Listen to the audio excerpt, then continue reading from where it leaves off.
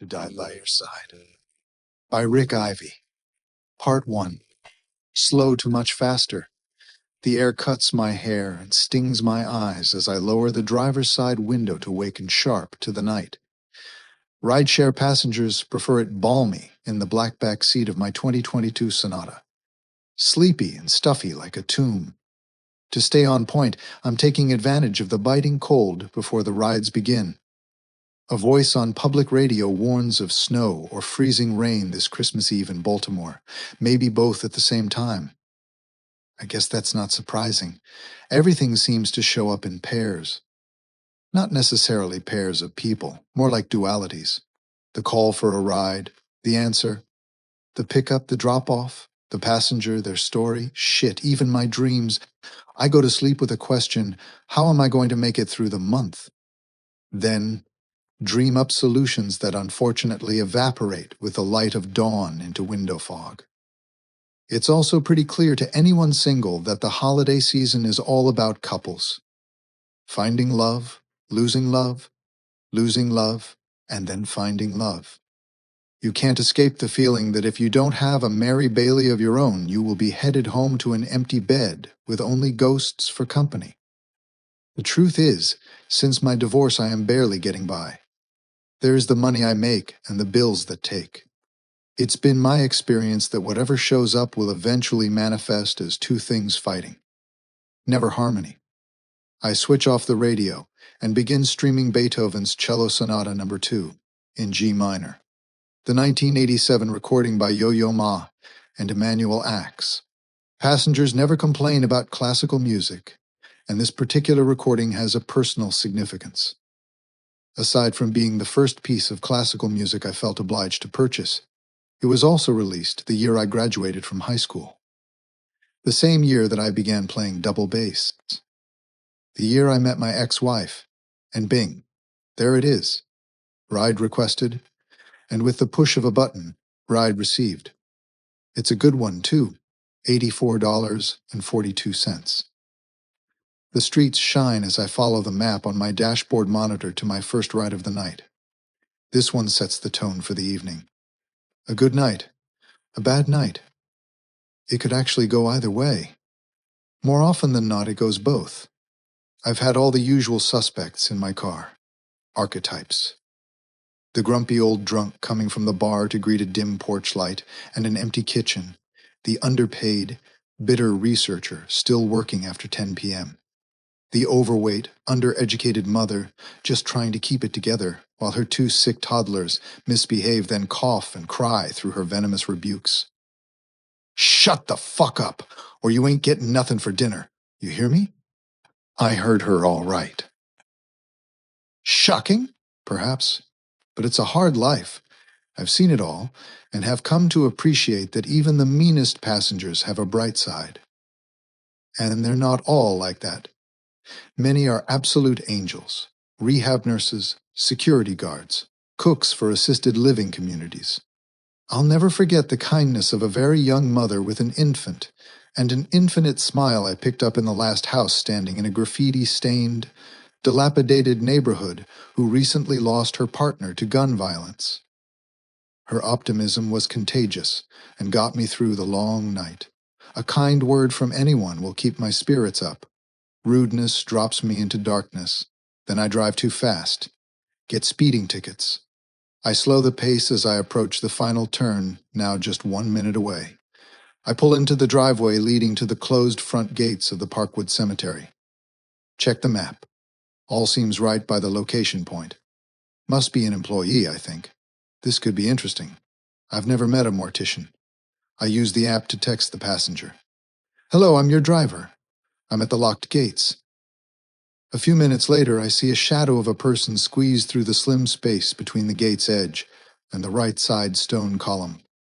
A medieval-shaped faux castle turret that, when paired with its brother on the left, form the foreboding entryway to the closed graveyard. As he approaches the car, I lower the side window. Are you Robert? He nods his answer while checking the rear passenger side door to find it still locked. It's a ritual for safety. Never leave yourself vulnerable to a carjacking. I unlock the door, and he climbs in. "A cold one tonight?" I say, as he fastens his seatbelt in silence. When a passenger says nothing after my greeting, which is far more common than one might imagine, I find that my mind fills the space with amusing dialogue. "Oh, it's cold, all right. Especially in there. You know we bury people all year round, so the outside temperature never slows us down. Everybody's always dying, dying, dying. Yep, just dropping like flies. You too one day." He interrupts my reverie. "You'll want to make this right. The road ahead is closed." There is a strong smell of alcohol when he speaks.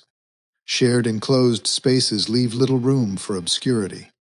We, the passenger and I, share the same air, the same breath, and sometimes the same thoughts on what's so wrong in our lives. It can be a kind of sacred space when conditions are perfect.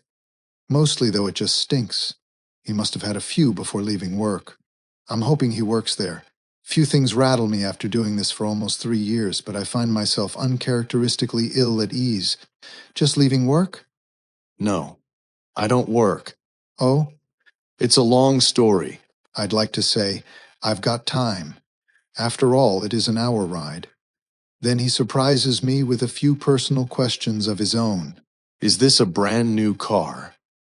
"No, it's 2 years old. It's leased through the rideshare company. I could never afford it otherwise." "So what's with that nickname, Dragon Eddie?" He's asking about my rideshare name. "Long story," I say. I see him nod in the rearview mirror. While tall and imposing with his hooded face half hidden in shadow, the man's eyes are bright and unthreatening. I can't get a read on his age. By the sound of his voice, I would guess he's much younger than I. We drive into the darkness, and before long we find ourselves on a winding path through the forests of some county. I don't immediately know which because I'm so easily confused. Were it not for the map, I'd be useless. Then I feel a need to talk. It's a name my friends gave me in high school. I play the double bass. There's this 18th century bassist named Domenico Dragonetti, one of the first virtuosos of the instrument. I was obsessed with him when I was 17, always talking about him. That explains the classical music, then. I was going to guess Beethoven. Is this that Dragonetti person, then? You were right the first time. This is Beethoven. Are you a musician? No. Just a curious listener. I also had some time on my hands during the war. I never really know whether or not I should thank a veteran for the things they have done in a war. None of them seem particularly grateful, and usually it makes things weird. Which war? The last one, I think. To a soldier, it really doesn't matter which war. They are all pretty much the same, I'd wager. I don't really want to talk about it. It's a very gloomy subject. Understood, I say. Besides, it's my birthday. Happy birthday, I say, wondering why someone would choose to spend their birthday in a graveyard. It starts to snow. Do you still play the double bass? When I'm not doing this. Not professionally, though. I teach in a high school during the day. That's an honorable profession. I guess. It'd be better if they paid me a living wage, but you know what they say. No honor among thieves. I think I hear him laugh, which puts me slightly at ease. Only slightly.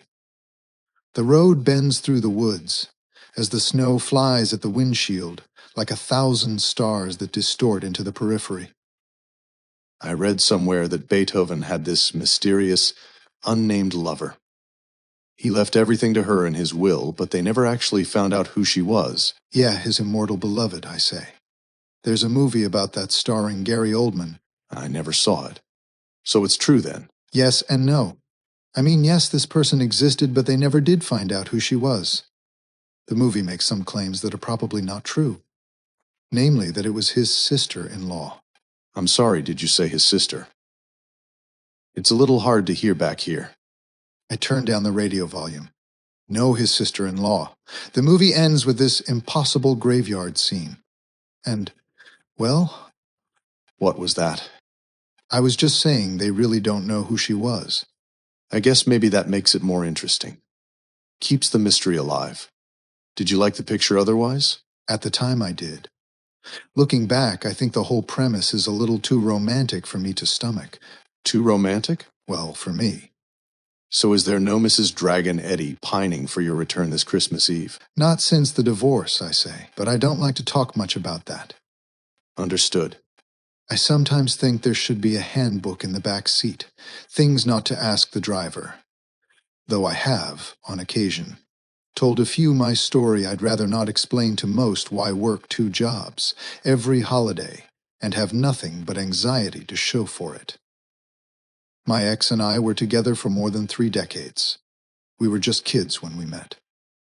We had one of those romances that began with love sonnets and whispered devotions under soft warm sheets and ended with a potion of bottled poison.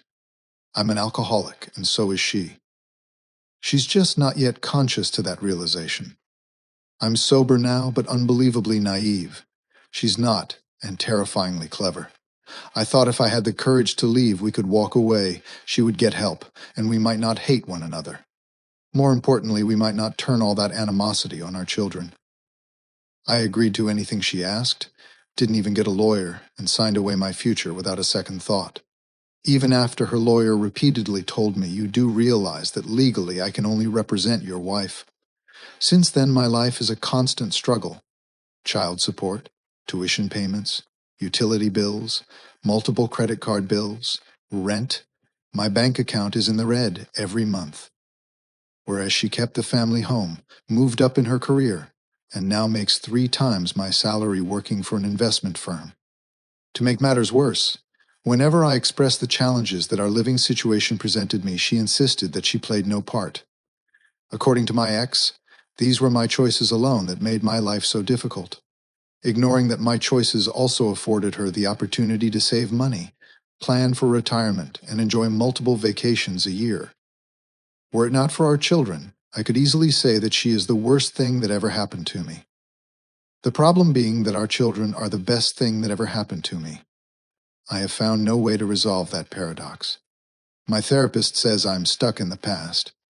I've got to find a way to move forward, but that's hard to do when every single day feels harder than the last. When all my good intentions have left me cold, poor, and alone. I wasn't always this angry. There was a time when I actually couldn't sleep at night, worrying I had abandoned her to a disease that will one day probably kill her. My therapist says the only person I abandoned was myself. I check my speed to find I have been accelerating. I move my foot to the brake at the exact same moment that a large deer dashes across the snow-covered street. Instinct takes over, and I slam my foot to the floor to slide and swerve sideways into his companion, a smaller doe who moved tentatively after him into the road. We come to a full stop, and I am filled with dread. "God damn it!" I yell. The deer was thrown some 5 or 6 feet forward and lay there motionless in the road. I get out to check the damage. I'm amazed. My car sits perpendicular to the 2-lane, snowy street with clean tracks arcing from the rear tires like the black outlines of the top half of a question mark. But there wasn't a scratch on it. No dent from the impact. Nothing. Tracing my hand along the icy smooth side of my car, I can't believe my luck. Not even one dent. How's that even possible? I look up and see that Robert is outside of the car now and walking slowly toward the doe. "Shit," I mutter. He sits down, cross-legged in the snow, right next to the outstretched head. Its front paws are still twitching. "Damn," I say. "Should I call someone?" There's no need. Goddamn thing just came out of nowhere. He doesn't respond. He just sits there. He is gently stroking the side of the dead deer's face. I shake my head and lower my gaze. Well, I should probably call someone, the cops or something. Don't you think? So no one else gets in an accident? He says nothing. That is, he says nothing to me. I think I see him talking to it. "Everything okay over there?" I ask. He doesn't answer. I get back in the front seat and search my phone for animal control. Hit a deer, emergency deer removal. I don't know what I'm doing, and I'm pretty shaken up. Then I see it. "Oh, fuck," I say. The doe's companion, standing and staring from the other side of the road, shifting his weight nervously from one foot to another. I am overcome with emotion. I mean, yes, it's only an animal, but the whole scene unfolds before me with tragic clarity. I can see in its hesitation that it doesn't understand what happened. It lowers its head and puts a front paw nervously forward. From the front seat, I find myself scanning the road, searching the woods for scant traces of their footprints. It's like they just materialized out of the ether, just appeared in front of my car. If only they had waited. Maybe just a moment longer. Still sitting cross-legged in the road with an erect posture, his dark body silhouetted in white, Robert turns toward the companion. I am remembering my foot on the brake. What's wrong with me? Everyone knows not to slam the brakes in the snow. I am remembering moments earlier, my foot on the gas. Was I driving too fast? I am remembering my anger and hating myself. Hatred and anger. They seem to just show up these days. My mind replays something and it's like I'm trapped in recollections. Robert holds a hand out toward the companion. What's he doing? I whisper to no one. The companion moves slowly into the road, toward Robert's outstretched hand. One slow and cautious step at a time. Robert smiles and says something to the companion.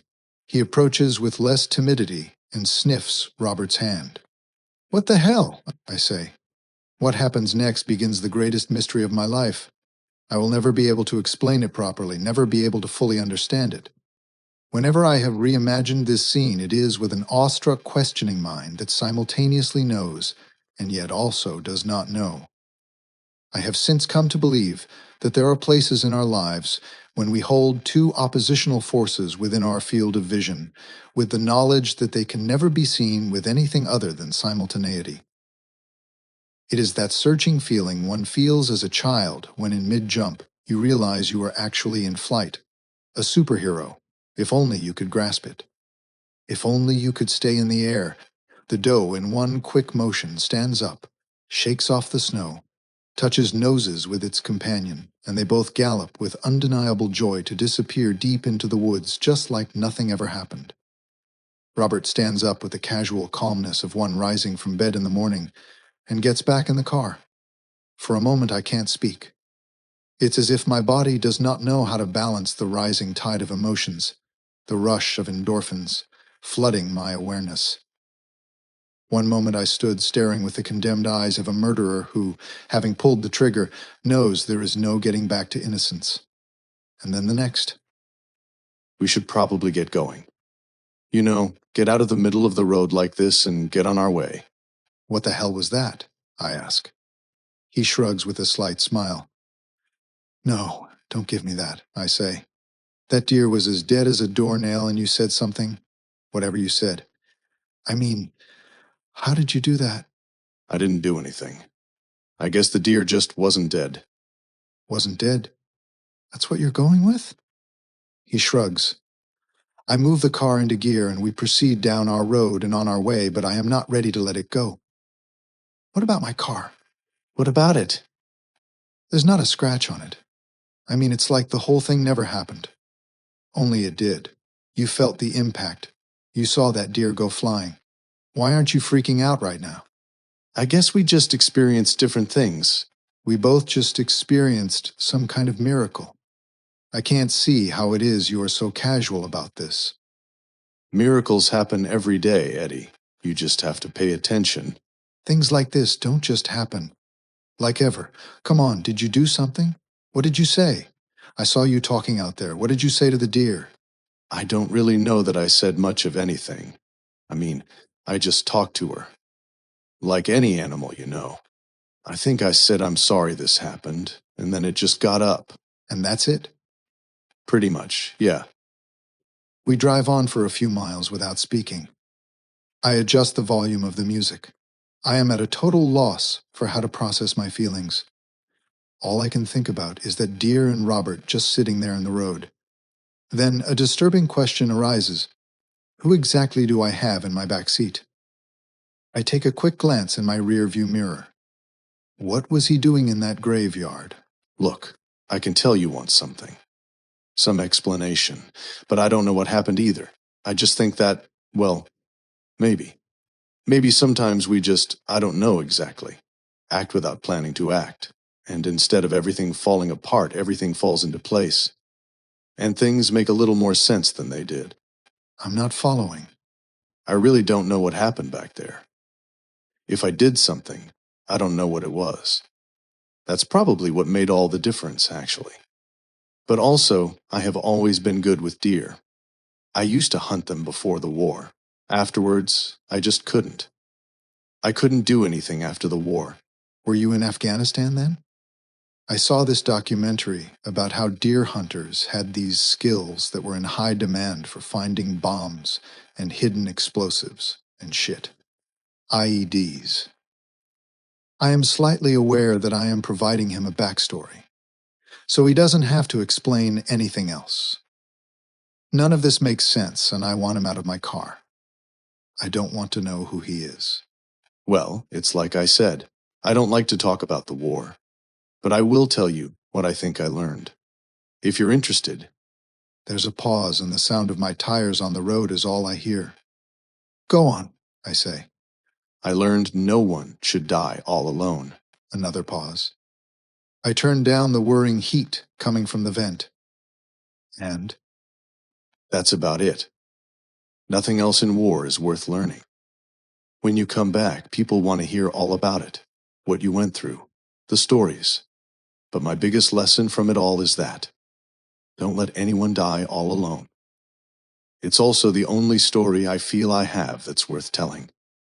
Okay, I say. You want to hear it then? Sure. It's a love story, though, not a war story.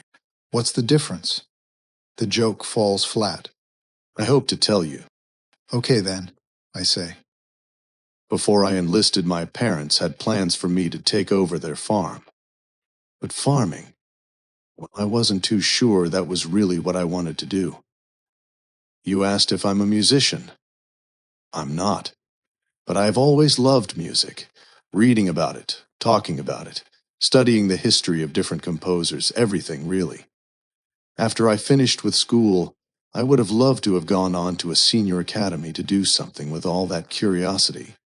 But there was no opportunity. No money. I explained my predicament to a friend, and he thought I should move to the city. Explore my curiosity, so to speak, rather than following my parents' wishes. It was the best and worst decision I ever made. This friend of mine was a musician, a gifted musician, actually. He came to the United States from England, and we went to the same high school. He was able to get me a job within the Peabody Conservatory. And it was there, working at the library after hours one night, where I first met Elsa Fantome. Part 2. Around, but not too cheerful. I still recall the clop of my heels on the cherry wood floors and the piney scent of old ink on paper pressed within leather-bound books as I walked through the Greco-Roman aisle of ancient cartography. I was shelving the returns when I spotted her. Alone and absorbed by the pages of a work by Sir Oliver Lodge, she sat behind a carefully constructed wall of the latest volumes on the subject of spiritualism. She had first aroused my curiosity when I heard her practicing the piano in an empty performance hall adjacent to the library. She played with the ferocity of a man and won twice her slender build. I asked my friend, and his reply was not encouraging. Dark hair? Deep blue eyes? I don't know the color of her eyes, I said. Oh, they're blue all right. Like the Mediterranean under moonlight. How could you not have noticed? Everyone's noticed. She's Professor Fantome's daughter, Elsa, a prodigy on the piano, and off the piano if imagination serves me right. Professor Fantome? The French physicist. He's only been here a short time. I took a class with him on the material properties of sound waves. He's as brilliant as he is strange. And she's stranger still. My advice, mon ami, is stay away. Nothing but trouble, that one. I did not heed his advice. And here I was, staring like a cad as I half-heartedly put books back on their shelves. Naturally, she was far too observant to be observed unaware. She put down her book, the title of which was Raymond, or Life and Death, and met my gaze with no hesitation or embarrassment. Is something wrong? I hope not, I said, stepping closer. I have never seen anyone as lovely as you so engrossed by such a morose subject. Don't you believe in ghosts, Mr. Goodwin? I was surprised she knew my name. Well, I had only started my reply when she interrupted me. Careful with your answer. She wore a hard smile upon her otherwise soft face. Her raven black hair was in a tight French braid with only a few loose strands framing her delicate, sharp features. Only a fool would say no, I said with a smile, turned and got back to my work, wishing to not seem overeager. Are you a student? I turned around. I was hoping she would not ask. The explanation would lead to a characterization of my circumstances I preferred she not have, so I answered with a question of my own. The wrong question, as it turned out. Were you not raised in France, then? I asked. With your father? She looked at me with incredulity, and then returned her attention to her book. I beg your pardon. I don't wish to seem rude. I heard you practicing one evening, and was captivated by your performance, and set out to find out who was this rare talent, and I understand you are Professor Fantome's daughter. She ignored me. It's just that you haven't even a trace of an accent. I fumbled my explanation, but she would not look up. It would be weeks before we would speak again. Curiously, for me, her silent reply filled my mind with suppositions to explain the unexplained. I was sure had she just answered my question, I would never have been so intrigued. I kept reimagining her reply, hoping it would lead to a better outcome. How rude! And I suppose you feel such a question is justifiable by your stature and position at the conservatory, as a, what would you call it, stock boy. My fretting mind only made matters worse until finally I could think about nothing else. I resolved that I must at all cost correct this horrible misrepresentation of my character. But direct action would never do. I would need a more subtle circumstance. Soon after, the answer came to me quite of its own accord. I had just finished my shift at the library when I noticed a poster hung on the advertisement board, the place where students usually posted requests for accompaniment, for a juried performance exam, or an orchestra audition. Professor François Fantomai, Ph.D., Department of Acoustics, is seeking assistance with experiments in radio wave telemetry. This is an unpaid position that requires 15 to 20 hours a week. The qualified assistant will record readings from an oscilloscope to determine the extent and limits of long-range communication systems with disruptive weather patterns and static disturbances of ground and air. The unpaid assistant will receive training on the latest modular radio systems and recommendation to competitive employment within the burgeoning field of radio acoustics. There was no ignoring the words ground and air as code for bombs and bullets. This was clearly associated with the United States declaration to involve itself in the war overseas. The risks of knowing, I clearly understood, could have dire outcomes, but such was my mania. I could think of nothing other than Elsa, and this was the only option that had any chance of success. I applied and soon found myself sitting before the good professor, being carefully questioned in an interview. You have the time then, Monsieur Goodwin, to allow for the work within your schedule at the conservatory. I do, Professor. And why is that? What are you studying that gives you such liberty in your academic pursuits? I am not actually a student. I work in the library.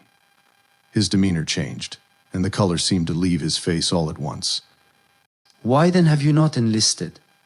Are you not aware of the grave situation facing my country, facing the entire world? I am, sir. I am too young. Conscription starts at 21 and I am only 19. The professor only stared in response. I got the feeling that, though he was looking directly into my eyes, he was seeing someone else. Too young to die. I'm sorry, sir. Very well, monsieur. We begin tonight at 6 o'clock. I was soon being trained by one of the world's leading experts on radio communications. As I suspected, our experiments were being conducted in coordination with the United States military. Professor Phantom, I believed he had devised an innovative means of conducting long-range communications over great distances by varying the modular frequencies of radio waves. When my musician friend heard the news, he was less than enthusiastic. Are you mad? I told you to forget all about her. You're going to get yourself a first-class ticket to France. I can't just forget her, I said. Believe me, I wish I could. This is personal for Professor Fantôme. He lost his son over there. Have you considered that once you are his protégé and an expert on the equipment, he will require you be the one responsible for operating the radio? On the front line. Maybe or maybe not. Someone needs to train soldiers how to use the equipment. No. You're being trained. And soon you will be the soldier. All the more reason why I might improve my standing with Elsa. Not if you're dead.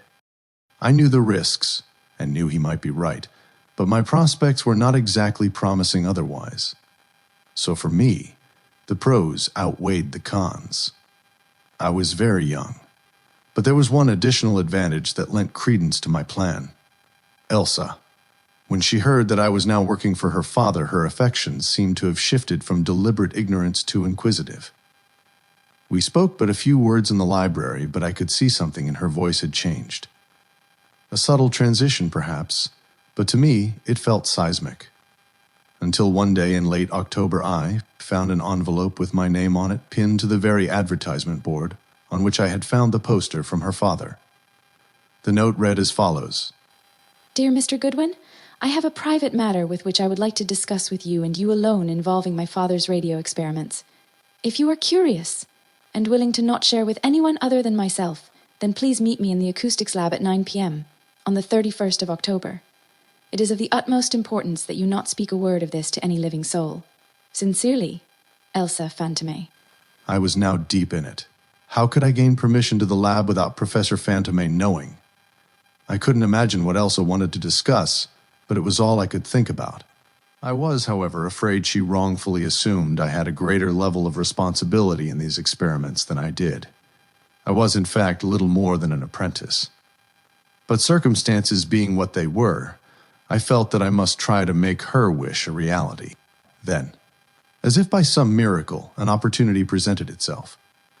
One evening after we had finished our tests for the day, Professor Fantôme, of his own volition, and without me even having to ask, handed me the keys. Monsieur Goodwin, I must depart tomorrow at dawn for New York for some legal matters concerning my family. I will return on the 2nd of November. I am entrusting our work to you. It must continue at all costs. I couldn't believe my luck. Yes, sir, I said. Then his tone softened. An expression came over his face that I had not seen before. He spoke with a familiarity I was not accustomed to. Robert, I have never before inquired into your personal affairs. I don't know, I don't need to know, but permit me, monsieur, to give you some conseiller, forgive me, some advice.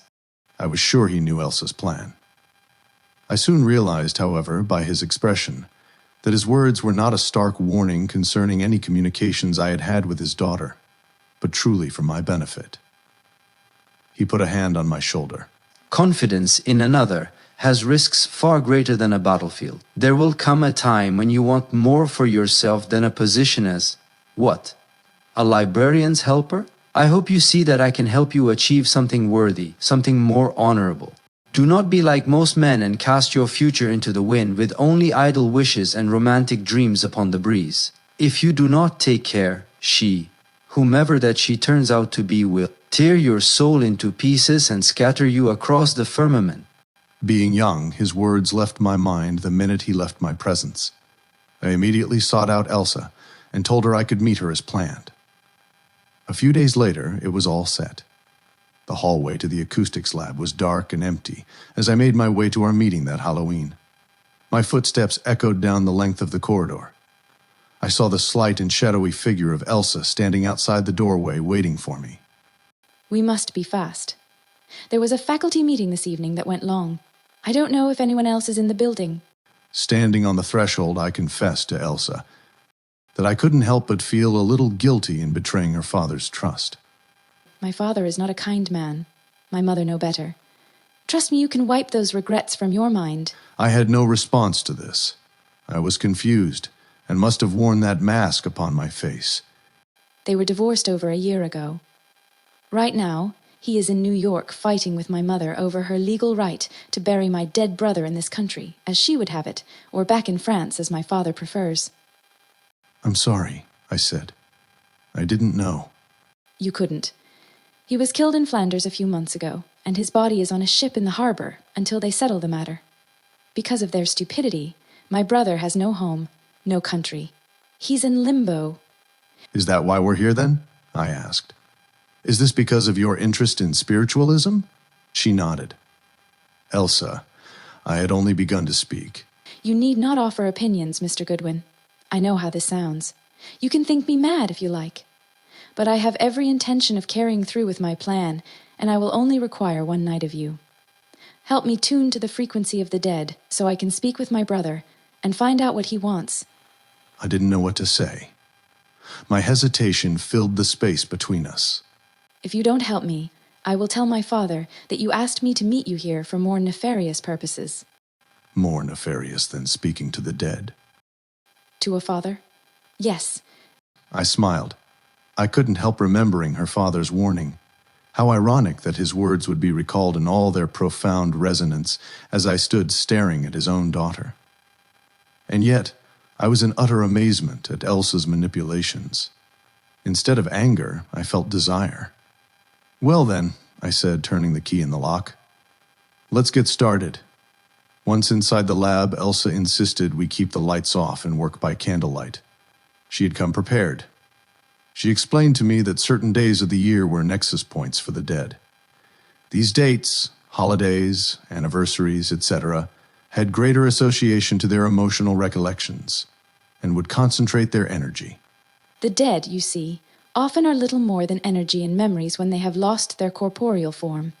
Yet somehow, the collective consciousness of these nexus points provides concentration, almost like an antennae. It's as if all the dead throughout time and space are charged with greater energy at certain times of the year. You've learned quite a bit about this, I said. I hope my skills are up for the task. Her face, soft and beautiful within the dim glow of the candles, looked at me puzzled. I think she had never factored that part of the equation. We shall see. My experiences with the subtle operations of radio communications soon proved to be inferior to our dark purpose. Tuning the dial of the radio receiver, as I had been taught to do in my many experiments, delivered little more than static. We tried for over an hour. I'm sorry, Elsa, I said. I don't think it's working. We'll keep trying. Every minute longer risks getting caught and... Something spoke, through the radio. There was no denying it. We both heard it. Go back. Go back to that same place. I sought the precise frequency by carefully and slowly turning the dial backwards, as I had been taught. There it is. Stop. Again we both heard a voice through the static.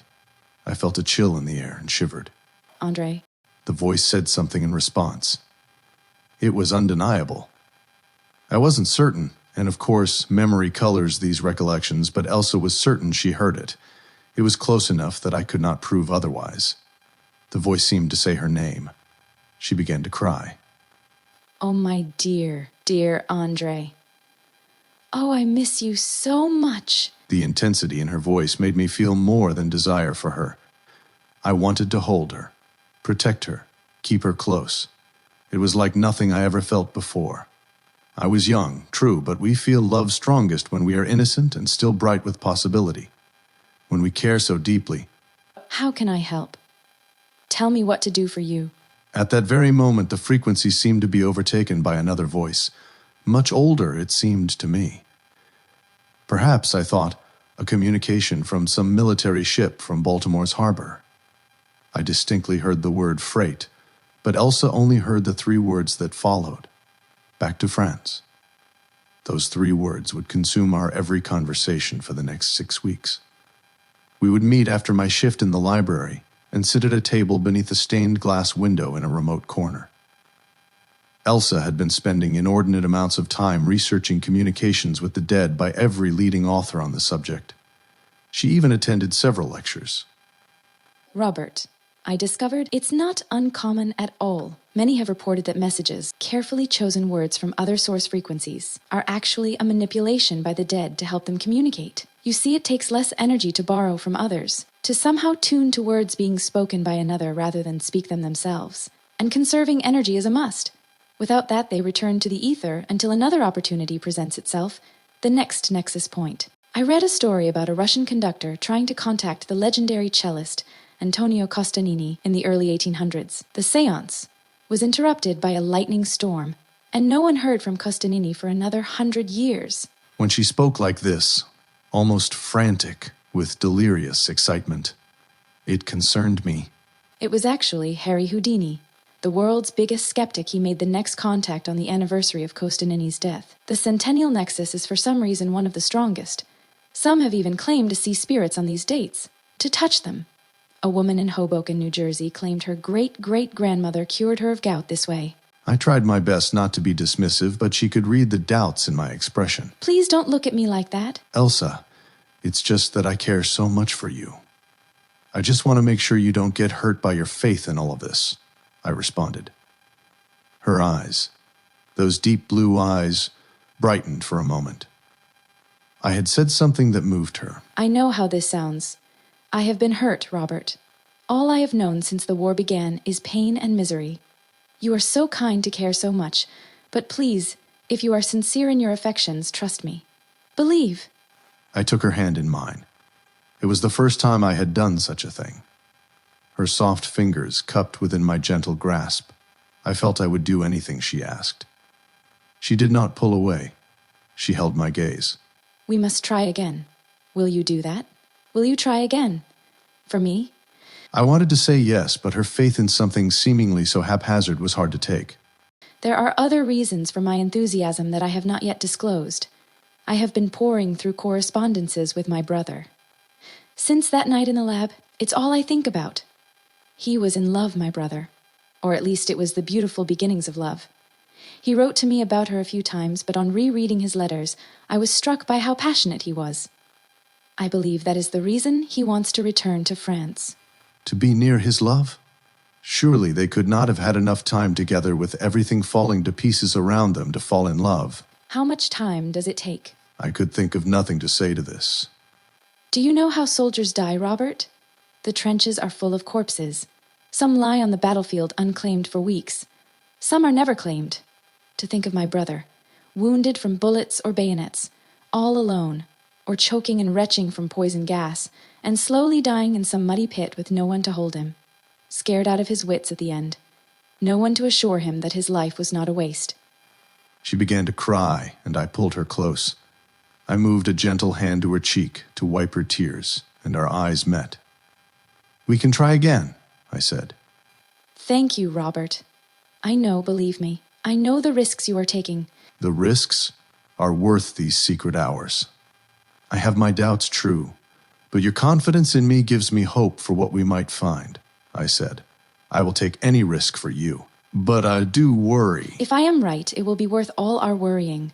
I had stopped believing love was possible in this new age.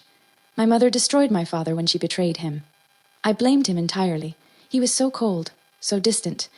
But I have come to a better understanding in these past few weeks. The war took everything from them both. The distance between us all was never so great until it started. I just want to believe that love is still possible, you know? Like it's some ancient flame that even war can't extinguish. That in returning to France, André will be closer to that possibility. Closer to the light. André, as it turned out, was not given a grave in France. There was a quiet service in early December. I attended at the request of Professor Fantôme, but my eyes never left Elsa. Afterwards, I thought she might be done with her wish to communicate with the dead, but that proved not to be the case. Our affections grew, and so did her obsessions. After the funeral, she began writing André's lover. She felt that if we could somehow communicate to André her love, and the love of his betrothed. Yes, she found out they had plans to marry, that he might resolve to a final peaceful cadence. Even if he never made it back to France, her sights were set on a new nexus point, the strongest of the year, Christmas Eve. I agreed to meet her at the grave of her brother that night, and I knew I would have to tell her the awful truth I had learned from her father. Andre's body, he told me, lay somewhere in the mud, blood and guts, within the cratered fields of Flanders, in the middle of what was popularly referred to as no man's land. Professor Fantôme was told his son was part of an attack on a rainy August Sunday from the French First Army to regain control of territory lost when several divisions mutinied.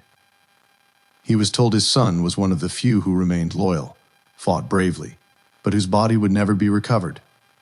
They were able to send some personal artifacts, a poem he had written, an unworn uniform, and a gas mask with his name written in ink on the underside, in his own handwriting. These were the artifacts that were on a ship in Baltimore's harbor that Elsa's mother wanted buried in the United States, and her father wanted buried in France. There was never a body. I would prefer I never had to share such news with her, but I feared the extent to which her beliefs would carry her. That she might hear something on Christmas Eve that convinced her she would need to exhume her brother's casket at some absurd price and ship it back to France. If she found the money, maybe borrowed against her inheritance or by selling some valuable possessions, there were always willing CO conspirators. I had to also tell her that the time had come at last when I too was swept up in the tides of war. It was only a matter of months, I was told, before the conscription age was lowered. It would be far better that I enlist now and be an emissary for the new technology the professor had perfected. The representatives from the U.S. Army assured me it would be a training position, and that I would also be given an opportunity to broadcast entertainment for those on the front line, playing radio broadcasts of classical music performances by an infantry orchestra. On Christmas Eve, I met Elsa with 2 bottles of wine but no radio equipment. We met in a gazebo not far from her brother's grave, the cobblestone entrance flanked by great statues of 2 U.S. presidents. She was seated on a bench within and jumped up to greet me. You're late. I was so worried. Is everything all right? Did my father stop you? Are you okay? I smiled at her concern, but it made what I had to say even harder. We sat on a bench within the gazebo, and I told her I was leaving in the morning. So he's got his claws into you too. It wasn't your father's decision. I wasn't speaking of my father. I mean the cruel and heartless god of war. If I enlist now, I have a better chance to avoid the front. I have a better chance to come back to you, so we can be together and have a future together. Your father will never allow us to be together if I don't enlist. You won't come back. She spoke quietly. I will come back, I said. I promise. Open the wine. Let's drink to our last night. There was a heaviness everywhere, in the sky, in her words, even in her cold breath. I couldn't tell her about her brother. I was a coward. I am not proud, but I just couldn't take that from her as well. We drank that night, forgot the hours, forgot the war, even forgot the ghosts gathering all about us. We kissed for the very first and last time. Sometime around midnight, it had just turned Christmas Day. She began to plead with me not to follow through with my plan. Don't leave me, Robert. If you love me, you will stay with me. Please don't go to war. Please don't leave. I don't want to be all alone. She began to cry. You won't be all alone, I said. I promise. I kissed the tears from her cheek. I promise I will return, and we will share every Christmas Eve together. Every Christmas, every single day. Together. I will get back to you. I promise. The next day I reported to the enlistment office and was given the position I was promised and was soon in France. At first it was everything I imagined I would be doing, rather ideal considering what I could be doing. I wrote Elsa every opportunity, but opportunities were soon hard to come by. Within 6 months, I was sent to the front line as a radio runner. It was my job to repair communications equipment, train the new cadavers, as we called them, and become a human radio, sharing messages from high command when the equipment failed. When I stopped receiving letters from Elsa, I realized what a mistake I had made, how she had been right about everything. I had given up on ever seeing her again, for surely, I thought, I would die in these trenches. But I did survive. After Versailles ended the war, I returned home to find nothing as it was. When I inquired about her at the conservatory, Elsa had been dead for nearly a year. It seems she had continued her nightly visits to her brother's grave for weeks and weeks after I left. No one could say for sure if that's how she got sick because the epidemic had claimed so many lives for less convincing reasons. It also killed both Elsa's mother and Professor Fantome. The entire family, gone without a trace. Like I had never met anyone and like none of it ever happened. The only thing I had were scars and a mad desire to speak to Elsa. I continued to visit her every chance I got. And Christmas Eve, I brought 2 bottles of wine the first year, then 2 bottles of rum, finally graduating to 2 bottles of whiskey. They found me there one year, sprawled out on her grave with 2 empty bottles. I was left with only that burning feeling, the way the whiskey burned in my throat on those cold, cold nights alone in the graveyard. That burning to just see her one more time, to have the future we never had. How strange it is. Don't you think, Eddie? The way something can be both cold and hot at the same time. Like hate and love. They seem to take up residence in our minds until we can scarcely tell one from the other. I hated myself for leaving her back there, for hurting her so, while at the exact same time loving the prospect of a future I would never have. I've been just caught between those 2 places, you see. The promised future and the torrid past of my regrets. Heaven and hell. But I think no more. Part 3. Recapitulation. As he says these last words ending his story, we come to his stop. It is yet another graveyard, much smaller. Across the street there is what appears to be an abandoned factory. He gets out of the car, and before leaving, he signals for me to lower the passenger side window. "Let it go, Dragon Eddie." "Let what go?" I ask. "Let it all go." He smiles, turns, and walks toward the entrance of the graveyard. I am really hoping he is going to turn and walk toward the abandoned factory, anywhere else but where he seems to be headed, but no. He walks straight through the gates, and with a gust of wind that whips a dust cloud of snow from the ground, he disappears. I am imagining myself driving back on some later date, when I can get my courage up, and reading a tombstone in the Parkwood Cemetery. Robert Goodwin. Born December 24th, 1898. Died December 24th, 1924. I sit there on the side of the road, hazard lights on, just taking it all in. Staring at all those cold stones lined up neatly on the hill. Some tall and majestic monuments, some small, cracked and humble, some just open spaces between others, with no stone at all. Nothing puts things into perspective like the last note of that final chord. Against that, what is hatred? What is love? When silence follows, all tones bleed into memories of the last resonant echo within, where all we have strived to hold, make or build meets all we must abandon.